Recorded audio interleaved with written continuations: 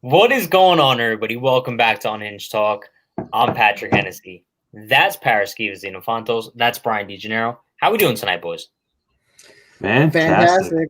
Fantastic. My word. What the hell is this? Come on, Brian. Last time we went live was Thursday night for trivia. You know, gotta take that trophy. You know what I'm saying? But tonight we got some Yankee topics to discuss. Actually, there was kind of rumors going around social media that the Yankees have Gary Sanchez on the trade block. We saw some little bit of a sprinkle of Yadier Molina coming to the Yankees. We saw a little bit of a sprinkle of James McCann coming to the Yankees. I guess I'll give my input first to start it off. I've said this all season, and I said it in the beginning of the offseason. Not a fan of the Yankees trading Gary Sanchez this offseason. I think his value is at his lowest. I don't think he can be any worse next season. And I think that they're going to wind up cutting off their nose to spite their face when he goes to another team like the Mariners or something and hits 40 home runs. What do you guys think? I agree completely. Wow. That was a pretty good analysis right there. Thank you. No, you're right. I mean, he was terrible this year. He's got no value right now. So what are you going to get in return for him? What's the point of trading him? You might as well keep him with the hope that you can turn him around, get something going. And then if you want to trade him after this season or towards the trade deadline, fine. But I mean, honestly, what are the better options out there right now? Like, we know that Gary Sanchez has that potential. And I know he was terrible this year, and you have to take that into account. But like, if they can find something and fix him, I'd so much rather Gary Sanchez than Yadier Molina or James McCann. Yeah, but wait, but let's not discredit like Yadier Molina and James McCann, because I would love either one of those guys over Gary Sanchez if we're being honest with each other. But I don't know if the Yankees are going to give up on Gary just yet. Yeah. So the thing is with Gary Sanchez is, what is this, his second arbitration this year, and the most he'll possibly get is $6 million. Yeah. Mm-hmm. So, but honestly, Michael Kay said it the best last week. The Yankees have physically and mentally broken Gary Sanchez. Ever since he came into the here's my take on it. It's not a tough thing to do, clearly, though. Like, but they possess him as one of the best framers in all of baseball. The guy can't catch for his life. No. So ever since he's joined the organization at the age of 16, you had him as the top prize catcher in all of baseball in your system. So he came up 2016, was a candidate for Rookie of the Year, hit 16 home runs straight. Then he had a strong 2017. But once 2018-29 hit, you really saw his true colors, because Tony Pena left after 2017, and he was one of the guys who him and Joe Girardi were one of the two guys that wanted to help Gary frame. But now you have Aaron Boone. The guy's not the same because now that you have an ace in Garrett Cole, you're trying to have him focus too much on catching Garrett the right way, this and that. Garrett praised him in the beginning of the season, and then he's like, I want Kyle for the rest of the season. So, yeah. All right. Before I give my little next input about Gary Sanchez, let me give a shout out to a couple people in the chat. Shout out Victor Wilkie. Shout out George Chamberlain. Shout out Jake Dahl. And shout out Jalen. I know we're doing it. Jalen, listen, I appreciate the positivity. But what I was saying about what I want to say about Gary Sanchez. What was I going to say about Gary Sanchez? Oh, his defense. Like Paris said, I think that going into this season, there was way too much knock on Gary Sanchez regarding his defense, where it affected him so mentally, where he just put all of his effort into his defense, which wasn't really going to get better anyway, and it sacrificed his bat in the same exact way. I don't think Gary Sanchez is the type of player where he can focus both mentally with his bat and his glove. I hate to say it, Gary, but I think it's kind of the truth. Good evening to you too. But yeah, Gary Sanchez. The thing I find interesting about the trade rumors revolving around him this season is it could really either go one of two ways, and it's impossible to predict it, because after the 2018 season, Sonny Gray was coming off a absolutely putrid year with the Yankees, and obviously trade rumors due to that. They ended up trading him. To no one's really surprised. But after last season, I don't know if you guys remember, but Jay Happ was trade rumors swirling left and right, and they didn't end up trading him because they knew that he would be valuable for depth. So that's what I'm saying. I don't know if the Yankees are going to go the Sonny Gray direction with Gary Sanchez this offseason, or the Jay Happ direction, where they give him one more year, and then if he doesn't do anything, then they give him the boot.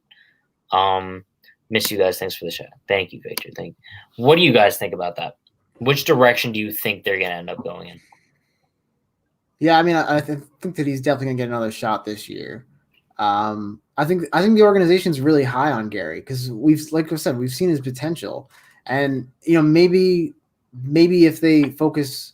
If he focuses more on his bat and forget about the defense. If he can hit 30, if he can hit 30 home runs, I don't give a crap what he does in the field, honestly. So maybe that's the way they'll look at it. If we can just turn his bat around, then it doesn't really matter what his defense is. That's because I mean his defense was never his prime attribute. I don't know why everyone looks at him as like a defensive catcher. Right, but when he first started getting so much criticism, he wasn't like a liability in the field. No, he wasn't that terrible. Bad. And then he got worse because he was listening to everyone talk about him. Yeah. So if he could just focus on if he focuses on his offense, maybe his defensive struggles will tighten up a little bit. Maybe getting his mind off it might be good for him. But I think that the only way that he can redeem himself at this point is to turn his offense around. And at that point, then, you got to weigh, is the offense enough to outweigh the defense?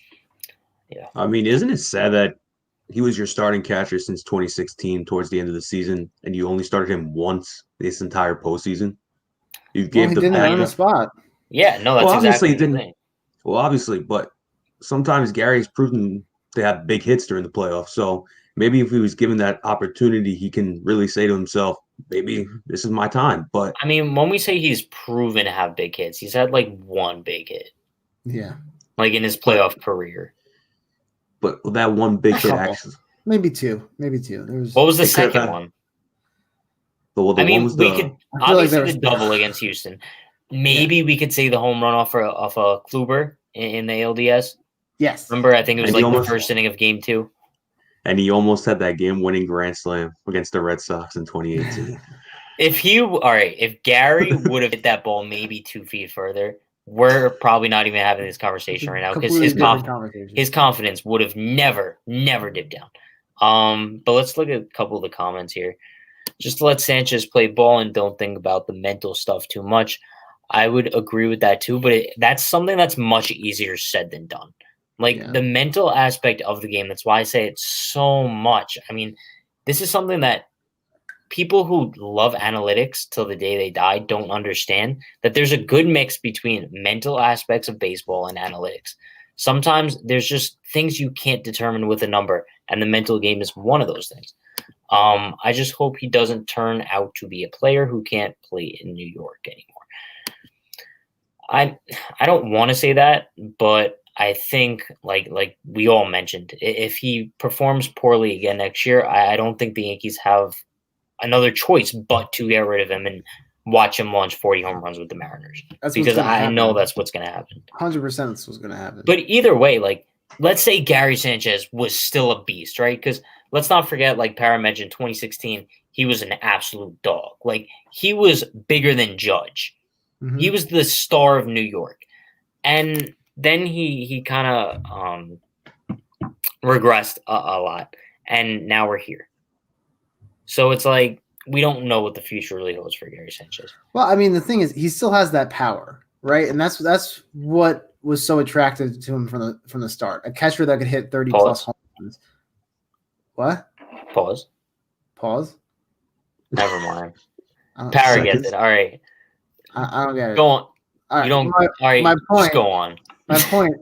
He's capable of. He's a catcher who's capable of hitting 30 plus home runs, right? The problem is pitchers learned how to pitch to him, and he never adjusted back. He never found a way.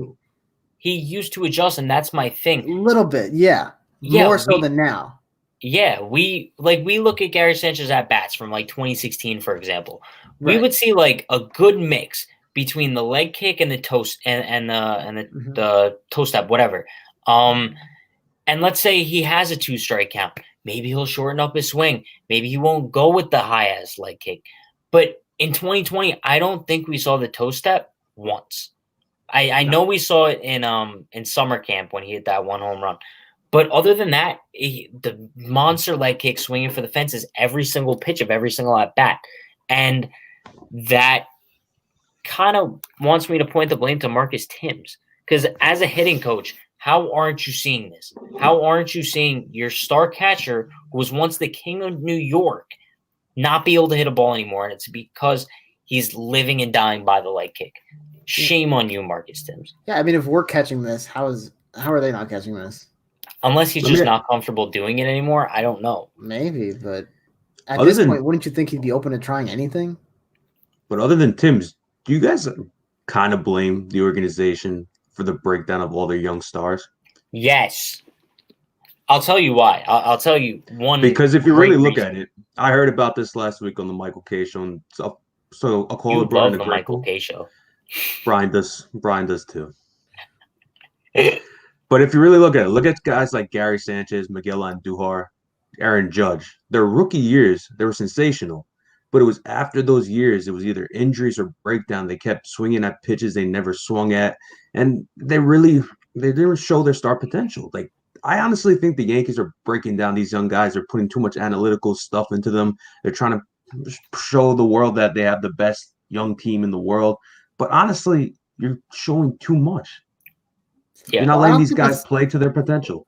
I don't think that's the case with Judge. I mean, Judge, when he's healthy, he's still great. You know, it's just that he has a hard time staying healthy. I don't think that you can really blame the organization for that. But it is a good point. Like, we see all these young guys come up and they're stellar when they come out of the gate, and then all of a sudden they just drop off. So I don't know if it's just that they can't, you know, because what happens is when you're a rookie, no one has seen you before. No one knows how to pitch to you. And then, you know, you can hit really well, but then pitchers adjust, pitchers learn how to pitch to you, and then you have to adjust back. And it seems like maybe that's the issue. Maybe these players aren't able to adjust. You know, they have their, you know, one-trick ponies, so to speak. They can do one thing, and once the pitchers find out what that is, it's over for them. Yeah, and my thing is, I think this is a situation that a lot of people just look past with the whole Gary Sanchez situation. Let's not forget, conspiracy theories aside, one of the main reasons Joe Girardi was fired in 2017 was because of his handlement of the Gary Sanchez situation and how he kind of publicly ridiculed him to the media. Handlement? Really? Is that a word? No, I don't think so. I think it's handlement. It should be a word. No. Handling? Handlement. Handlement's a quality word. Hashtag handlement in the chat. So Yeah, so his handlement of the Gary Sanchez situation, and that's kind of why he was fired. And I guess the Yankees thought that he would perform better under like an Aaron Boone type of manager who wasn't gonna like kick him in the ass every now and then. And we've just seen a total 180 as far as that goes. Hashtag handlement. But yeah, Gary Sanchez, without like the fire being lit up underneath him, it just seems like he genuinely doesn't care. And I don't want to say he doesn't care, but it definitely looks like that based on his performance on the field. I think that that's fair to say at this point because we went through an entire season. I feel like we were blue in the face talking about how bad this man was. Like We this got to isn't the like point where we stopped talking about it because this it is was what I'm just common saying. knowledge. It's like, oh yeah, Gary went 0 for 5 tonight. Like we can't even talk about it anymore because that's all we talked about all season. yeah. So it's Yeah. like we've come to such a weird point in his career. It's like I don't understand where the Yankees go from here. Is it a Boone thing? Is it a Tim's thing? Is it an organization thing? Is it a Gary thing? We have so many hashtag handlements going on in the chat right now. I need to put that on a shirt because that's my new word. But yeah, Gary Sanchez, he's such an interesting character. And maybe you could say he isn't self-motivated. I think he needs to Maybe. have another meeting with A-Rod again because don't you remember that Terry went on? J-Lo was at that meeting too, right? Yep. You know, that's all I'm saying. A-Rod, J-Lo, go do your thing. I think it was at, spring training 2019? I think Gary's was in a big slump, and then he had like a meeting with them in the city. He went to lunch with them, and then he had like 10 home runs in each game. How many straight games? I remember one spring training, might have been like 2017, 2018. A-Rod took like all the rookies out for like a dinner or something. I could be completely wrong, but I could have sworn I heard this story, and it seems like something A-Rod would do.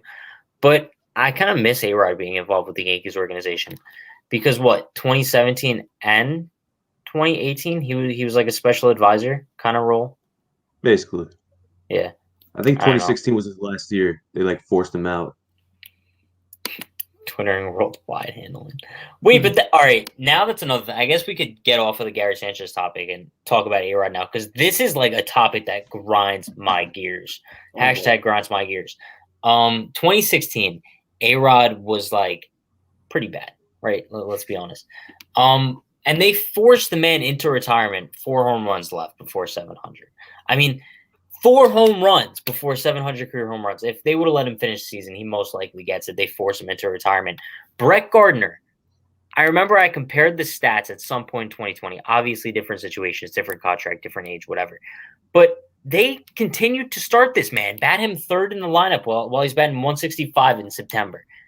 Meanwhile, you force A-Rod, the greatest third baseman in franchise history, I don't care what anybody says about that, I'm standing by it, into retirement. Pain. That's fair. I'm not going to argue with you. I don't think there's an argument to be made. I just had to rant and make that point there. You hate Brett Gardner. Yeah, it pisses me off. Isn't it? It's the funniest thing of this entire season. Whenever Gary Sanchez or Brett Gardner came up bat, whenever they were up bat, they're like, it's going to be 1, 2, 3, 95, Yeah. right? Hashtag grinds my gears.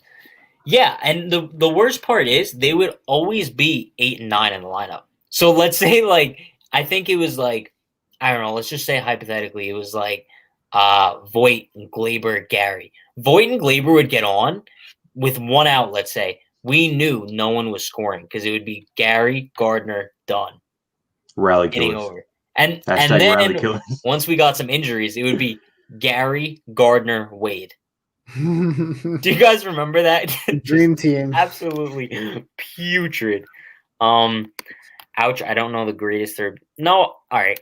Would we agree that A-Rod's the best third baseman in franchise history? I can't think of one that. Nettles? Nettles, yeah, that's the only other one. I would put A-Rod over Nettles. I mean, then again, I've never seen Nettles play. Yeah, that's not so. Fair. Yeah. If we could bring up their stats, we could do it. But Pat, Brian, do you have anybody from the Highlanders? Brian's like a Highlanders aficionado. Hashtag aficionado in the chat. Ty Cobb. They just want Guardy to have a glorious festival. Brian, Let's go. wait. Wave the Brian. bandanas. Let's just say Brett Gardner announces that next season's my final season. And however, the Yankees have a 10-year extension on the table. The only way I'll make next season my last season without the 10-year extension is if Brian comes on my final game and starts waving the bandanas right on the field, saying, Brett Gardner, you're my hero. You got to make a 5-minute speech. I'd love to go to Gardner's last game. Are you kidding me? On the field. He's an all-time Yankee great. Where does he rank on like your top 10? No, he's not in the top 10. But he's no, not even close. But he's so how is he an all-time great, Brian? it was a joke. I can see Brian you just see Brian with his purple shirt on in the Monument Park.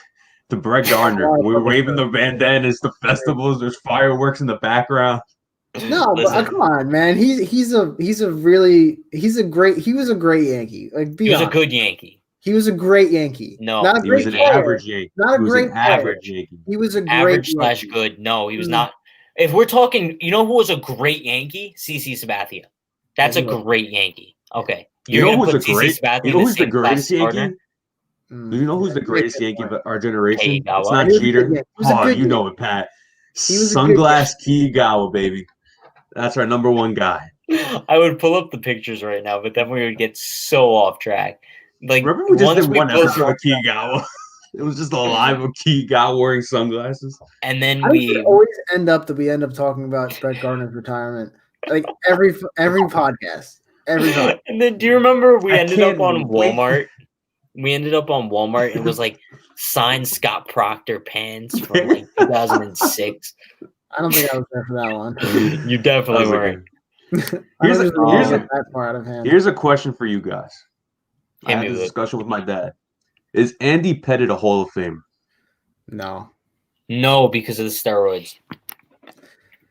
Yeah, because if you put in Pettitte, you got to put in Clemens. I think Clemens should be in, but I don't think Pettitte should be, because Barry Bonds should be a Hall of Famer this year. I agree 100%. I think all the steroid guys should just be in.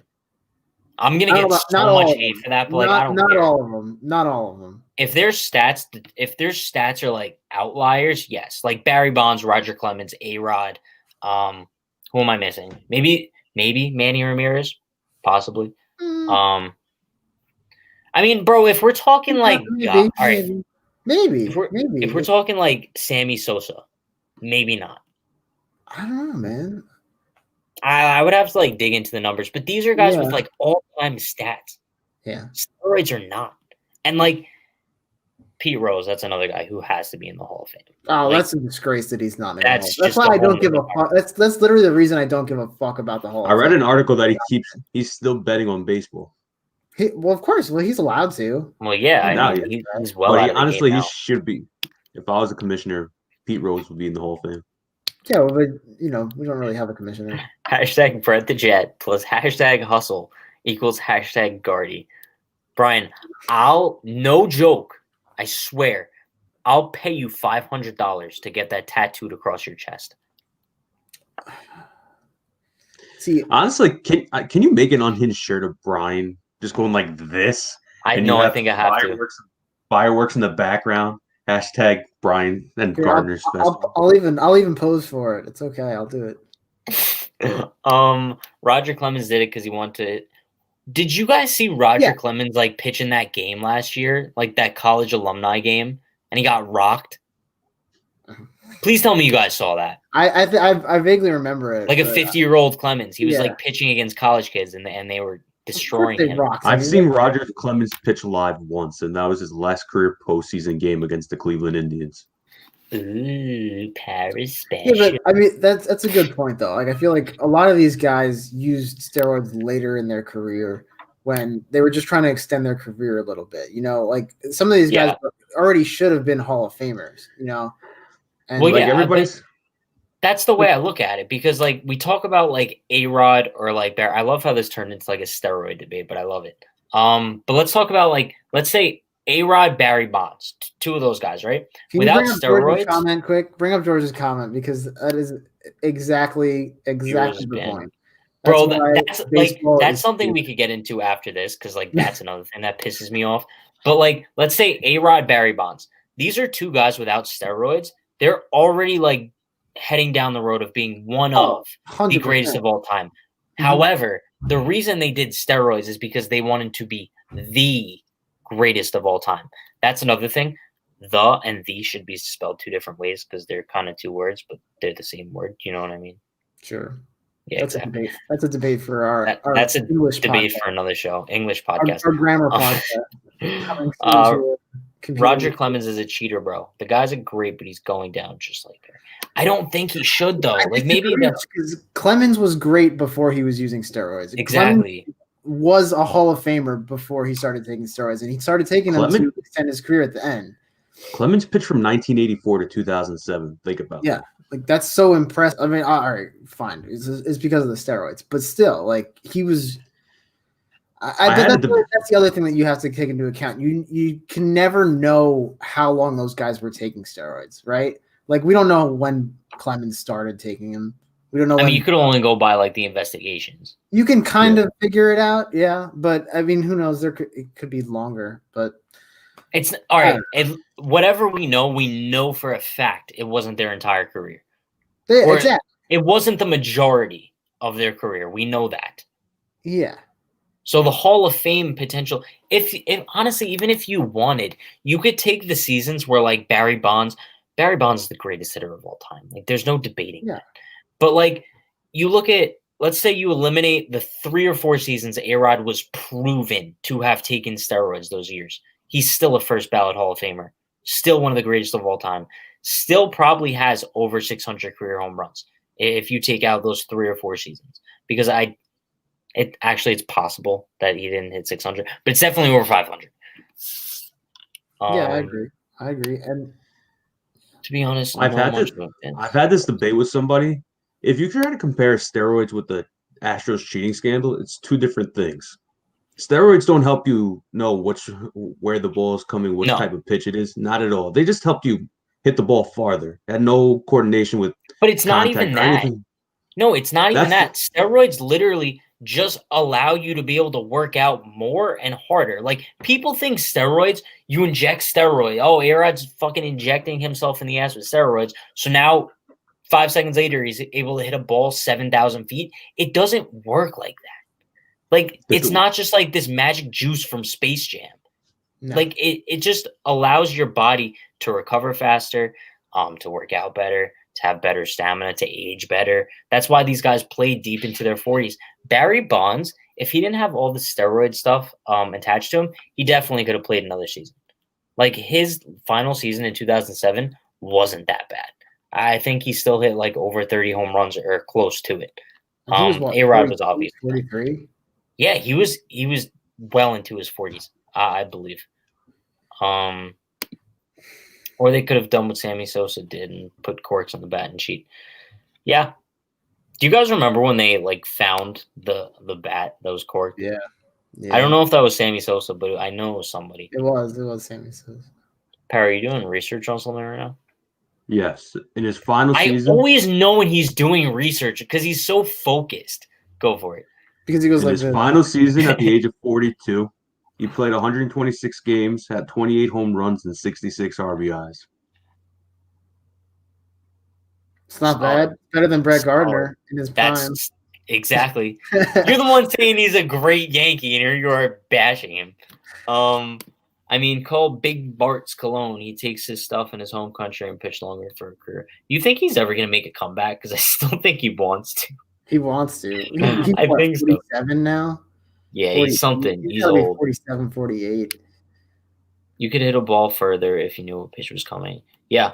I think the Astros' whole scandal, that's worse than steroids by far. The other thing you have to take into account is there were people all over the league using steroids. It wasn't just one team. It wasn't just one player. You had Roger Clemens pitching to Barry Bonds.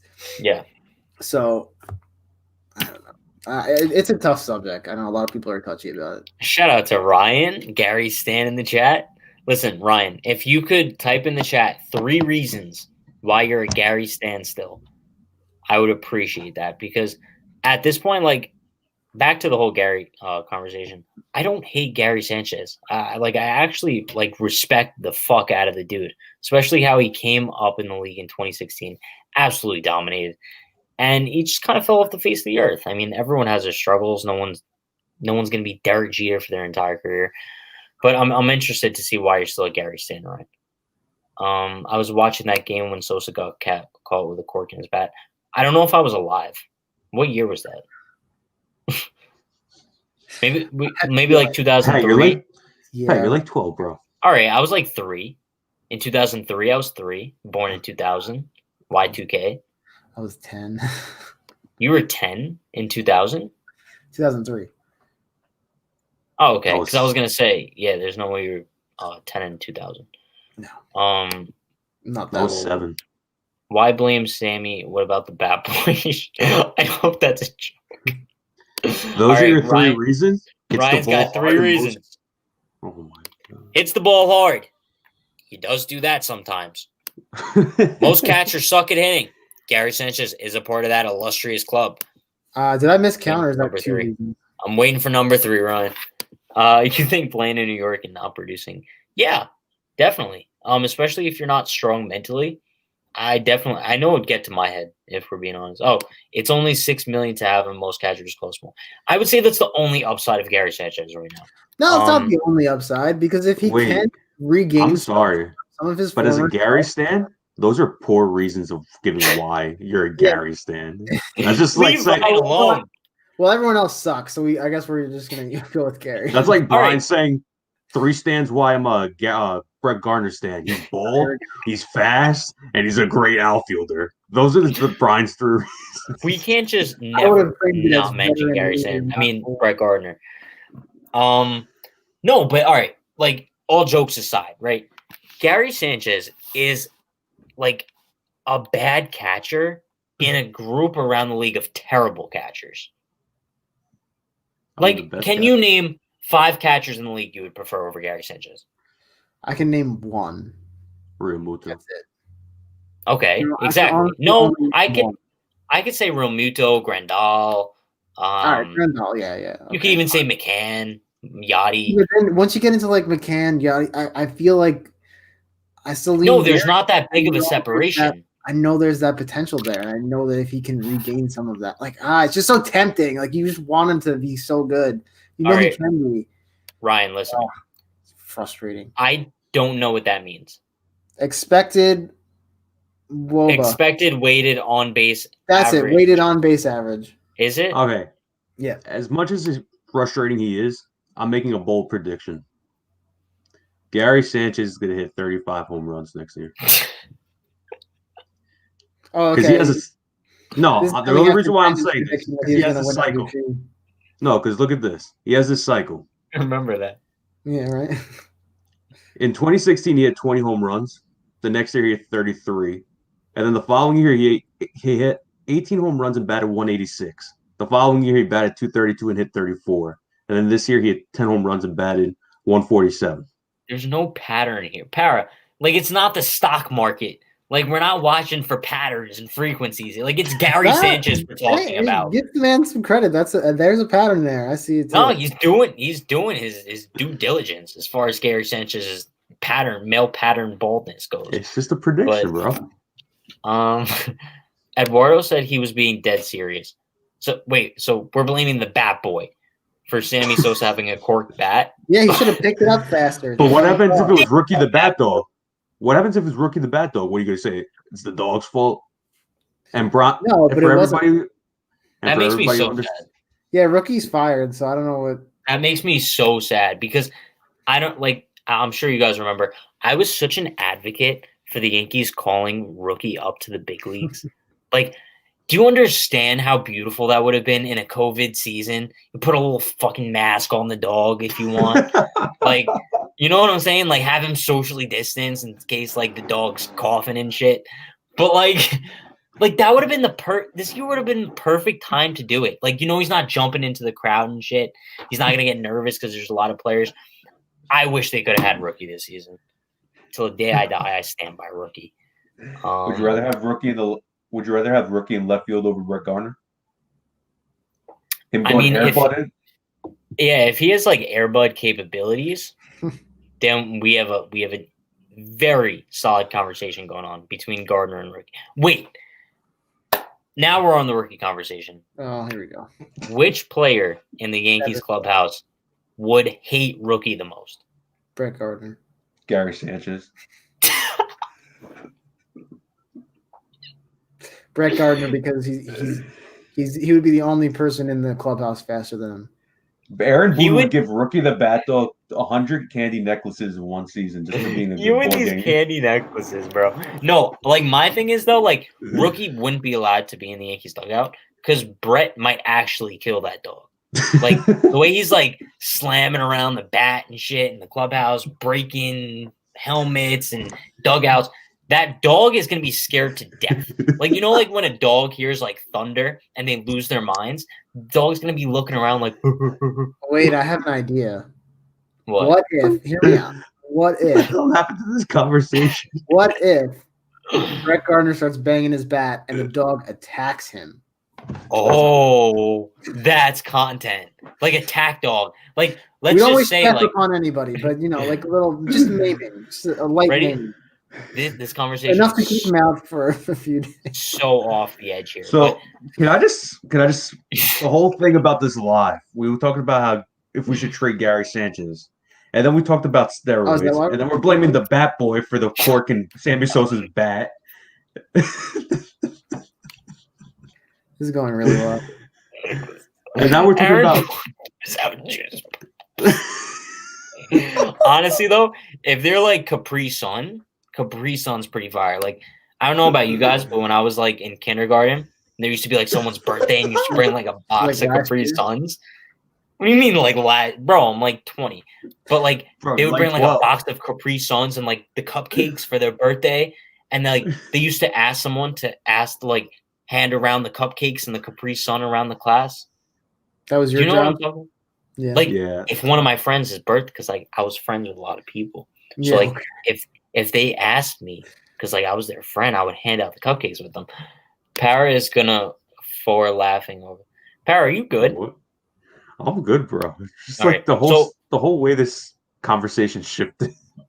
Oh, Patrick, Para's gonna die laughing. That's it. But yeah, so I think rookie would have been a great addition in the Bronx. I think the Yankees should allocate their funds that they were going to give to Brett Gardner this offseason. Maybe just buy rookie.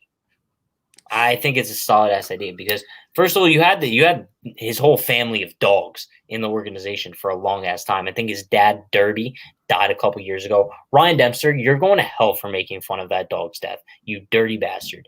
But yeah, that poor dog died a couple years ago, so rookie took over. I want rookie in the Bronx. Gonna argue about that until the day I die. So I think that's gonna wrap things up for us tonight. So we went 38 minutes. 10 of it was about rookie the bat dog attacking Brett Gardner in the dugout.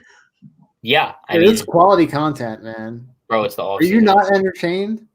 I am entertained. Next, we're gonna talk about bringing back. Honestly, that could be a topic for next time. I would bring back Ellsbury on a 10-year, 300 pennies contract. Oh, pause. We got some stats from Ryan. Once in a 48-game stretch, Romito had a 78. I believe that's weighted runs created plus. I'm like a sabermetrician in this bitch. Anything under 100 is bad. In 2019, in 2020, in 49 games, Gary had a 69. Nice. Weighted runs created plus. That's why I think 49 games is fluky. It took so long to find that. It's a good point. It's a good point. I think that you kind of have to take everything with a grain of salt this year. But at the same time, like we said, we didn't see him make any adjustments. We didn't see him do anything to try to fix what was going on because there's clearly an issue. And this isn't new. He's been having issues for the past couple of years. So I take it with a grain of salt. Let's see what happens this year. But I don't know. Nah, Ellsbury sucks. Wait, all right. Like we could go more in depth about this on another episode. But like, where do we think Jacoby Ellsbury is right now? Because he has not been seen in public in like 3 years. He's probably playing Little League and getting catcher's interference calls. Isn't he from Oregon? That's all I'm gonna say. That's Yeah, all I'm Brian. gonna say. Brian's heading to his house right now. Oh, I'm not even gonna continue that. But yeah, have to get this hashtag shut up Brandon. LOL. Brandon, we love you. Genobi Ellsbury. Let's go. Shut up, Brandon. Genobi Elsitin, Jacoby Ellsbury, and John Carlos Stanton. You know, I don't really see the correlation in names there, but A for effort. I'll give you that one, I guess. But yeah, it's gonna wrap things up for us tonight. Thank you for everyone who stayed with us all 40 minutes. We'll be going live again on Wednesday. Shout out. Wait, let me get my dugout mug. Be right back. Oh, he's got one. You know, I never got mine that you were supposed to send me. I'm sorry. Shout out Dugout Mugs. Everyone head over to dugoutmugs.com/unhinged. Purchase your very own baseball bat drinking mug. They have engraved mugs shaped like baseball bats. They are baseball bats. Quality as product. It's actually a Sammy Sosa baseball bat. You know, you could get Sammy Sosa's pic. You could get a picture of Rookie the Bat Dog engraved on here. Him like biting Brett Gardner in the ass. Like if and that's Eduardo, what if you want, you can get a picture of the Bat Boy and have a band symbol right on top of it. That poor Bat Boy. Like I don't know what he did wrong with the cork bat situation. But yeah, we'll see you guys on Wednesday. Be sure to follow the channel so you know when we're going live. Facebook, YouTube, Twitter. Love all you guys. We're gonna have more fun content coming all off season. What should we end it with tonight? Well, in honor of Brian's birthday on Wednesday, we should definitely do the Brett Gardner Festival. We should. Yeah, I think we have to. So yeah, we'll see you guys Wednesday night. Probably 9 o'clock because I think 9 o'clock was a good time tonight. So we will see you guys next time. Have a good one. We cannot wait until Brett Gardner's number is retired. It's just he's going to be in the festival in Monument Park. He's going to be waving